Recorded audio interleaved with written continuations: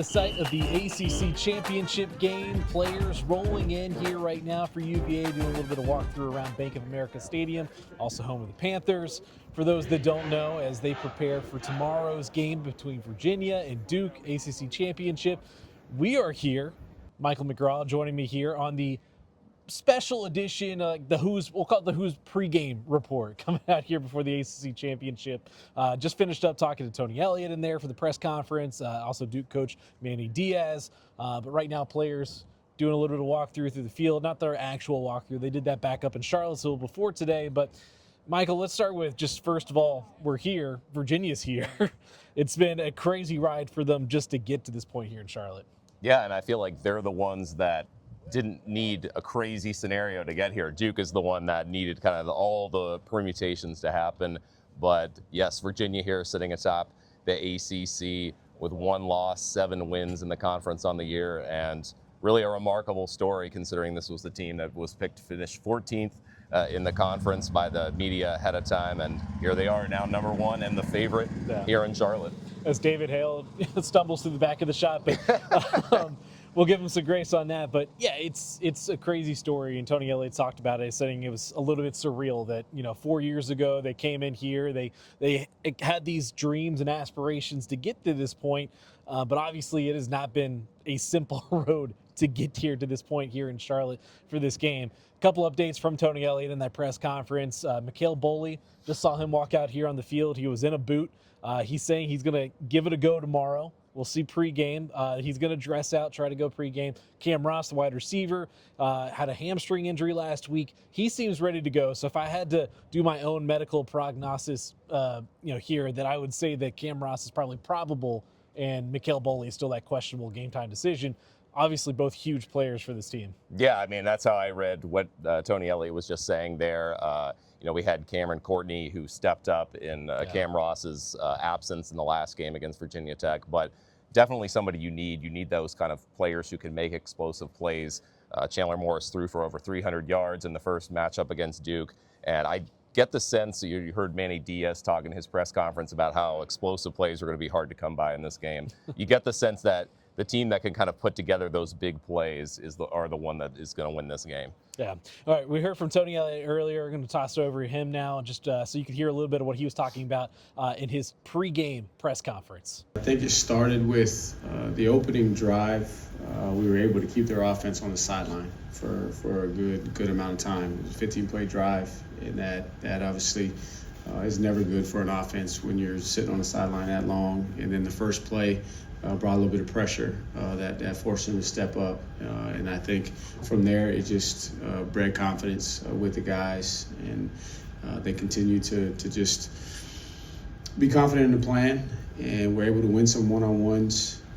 Then I think the ability to stop the run helps you in defending the pass and getting a pass rush. But we also understand that it's not going to be that easy this go round. We're not assuming that we're going to have the same outcome. We understand that we're going to have to do a really good job because they have a really good offensive line. We were just able to make a few plays that day. All right, that's the UVA side of things. Let's flip over to the Duke side of things. It was interesting, and I've kind of said this throughout the week.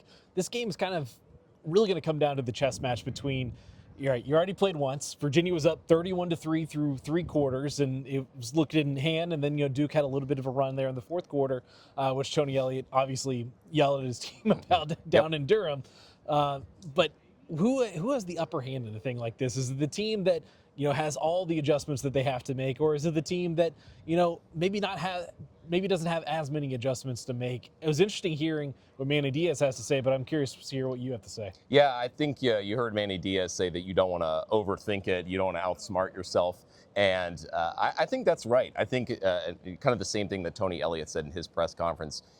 Don't change too much. Don't do anything too different from what you've done the whole season. And I think at Virginia, you just want to kind of do the same thing, establish the run like you've been able to do all season, continue to have those short 3rd downs that they've been really great at converting and are really good at converting in Durham, and continue to be able to throw high percentage passes from Chandler Morris. So I guess to answer your question, I think Virginia still has the advantage. I think they have the better overall team, the better overall record that they've put forward this year.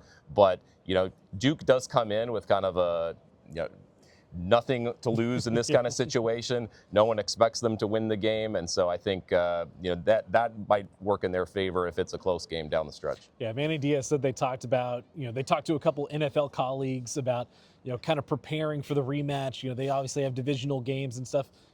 Coincidentally, we're playing you're in an NFL stadium right now, so they reached out to some of them to kind of talk about how do you prepare for a rematch against the same team in one season.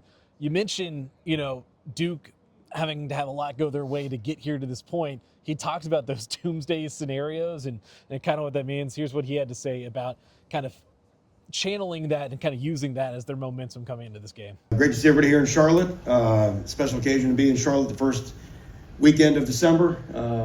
We've done a lot of things right. You guys worked really, really hard. We're excited. We're ready to go. We've had a good week.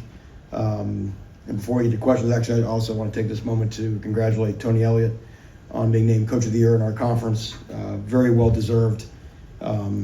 Not just for the job that Tony's done with the program, but his coordinators, having played them twice now, all three phases, extraordinarily sound in what they do.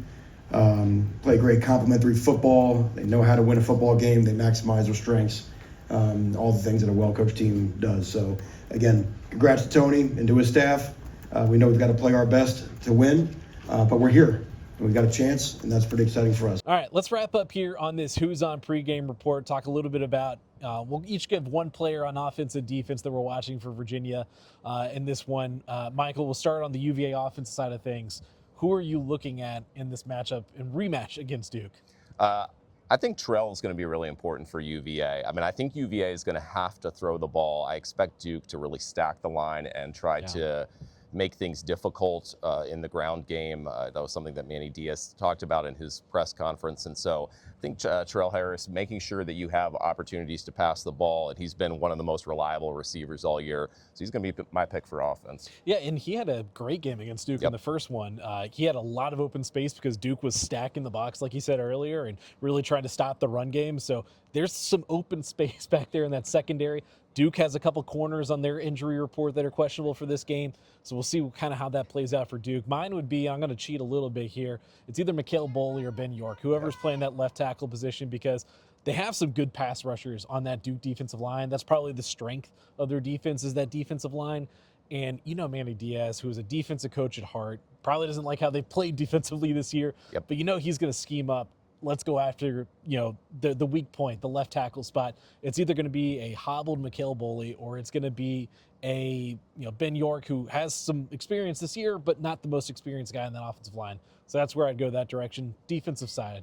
I think Maddox Marcellus is really, really important. I think, with Cam Robinson out, he played an exceptional game against Virginia Tech, showed that he could step up in that role. But I think they're going to need to put pressure on the quarterback. Yeah. You cannot allow Darian Mensah to sit back there and pick apart your defense. They had 4 sacks in the first matchup, and I think that's going to be really important in this game to make him uncomfortable. So I think, a second straight game after leading the team in tackles against Virginia Tech is going to be really important for the Hoos. Yeah, and Maddox is a great one. I'll go defensive line. Probably Mitchell Melton for this one. He had a great game in the first matchup between these two teams. But like you said, it's going to be really crucial to get after Darian Mensah, get some pressure on him, because in the first one, he actually had a couple runs where he got out of the pocket, made some plays with his feet, but he's usually kind of statuesque back there as a quarterback. And so you can get pressure on him, and they're going to need that. The secondary did great in the first matchup. They deflected a lot of passes, but you really don't want those guys out there for too long with Mensah and his arm and those Duke receivers who are really good receivers. They were held at bay in the first matchup. You don't want to play with fire, though. Try to get after the quarterback, and I think Mitchell Melton will be huge in that. He had 2 sacks in the first matchup between these two teams. Predictions, I've already given them on my podcast. I think Virginia will come out here and win. It'll be much closer than it was in Durham a few weeks ago. What did you have? Yeah, I have this as a 27-20 game for the Hoos. I think it will be excruciating for Hoos fans out there. We've had many games like that. The last one against Virginia Tech was relatively stress-free. Yeah, so I feel like we're owed one here. But I agree with you. I think this is not going to be a game that is a blowout like the one in Durham. I think we are going to see a very difficult game. But ultimately, I think the Hoos have the better players. and they're comfortable in those close games, as No. they've shown all year. Tony Elliott hoping to play some basketball on grass, kind of mimic what Ryan Odom and his team is doing. They're playing earlier in the day tomorrow against Dayton, coincidentally here in Charlotte. So it was nice of them to, for once, it's good for the media. That's like right. They helped We're us here. out by just doing everything in one spot for us. So that was great. We're going to have coverage on that over on thesabre.com. We'll have coverage for basketball, for football. We'll have all the angles covered Saturday on thesabre.com. You can also check out the Who's On podcast on YouTube and on Apple, Spotify. Check out the Preferred Walk-Ons podcast. I know y'all talked about this game earlier in the week. Sure You can did. check y'all out wherever you find podcasts as well. Busy week, a lot of content. Get ready for it. 8 o'clock kickoff here tomorrow. 8 o'clock-ish. We know it's not Yeah. going to start at 8 o'clock on the right. But that is the Who's On Pregame Report here at Charlotte at the Bank of America Stadium. Bring a coat.